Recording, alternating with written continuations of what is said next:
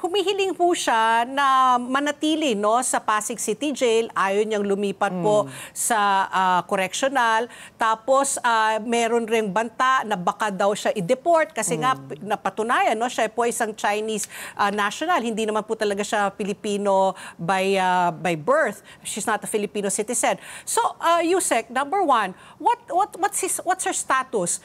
Where will she be brought? Will she really be deported sa China or mananatili siya po dito sa Pilipinas?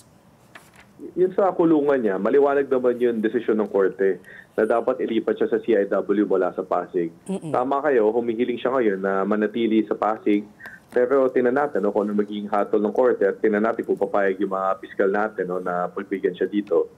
Pangalawa, dun sa bansa, kailangan niya muna isilbi, tapusin yung kanyang sentensya dito sa Pilipinas bago siya deport sa China. Maliwanag yun ang kalakaran sa kahit sinong banyaga na mahatulan dito sa Pilipinas ng kulong.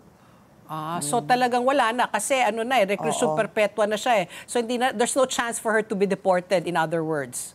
Hindi naman. Kasi the sentence is actually life imprisonment. Yeah. And even if the label is life imprisonment, after a couple of decades, she'll be eligible for parole, for GCTA. So it's likely that she will eventually be entitled to release.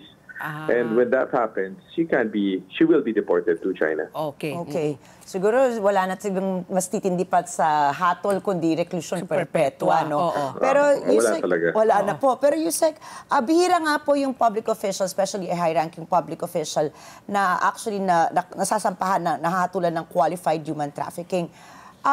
Sa kaso po ni Alice Go, meron pa po ba tayong balak na kahit na nakuha na niya yung reclusion perpetua, may balak pa po ba tayong ibang mga kasong ikakaso laban sa kanya? Si Alice Go, may mga iba pa siyang kaso criminal na hinaharap ngayon.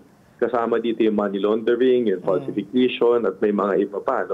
At kahit sabihin natin na nakuha na natin yung pinaka-layunin natin na mapakulong siya ng life imprisonment, mahalaga pa ito mga ibang kaso. Lalo na yung money laundering. Dahil sa money laundering, madami ibang mga co-accused siya na di naman nadawit dito sa human trafficking case.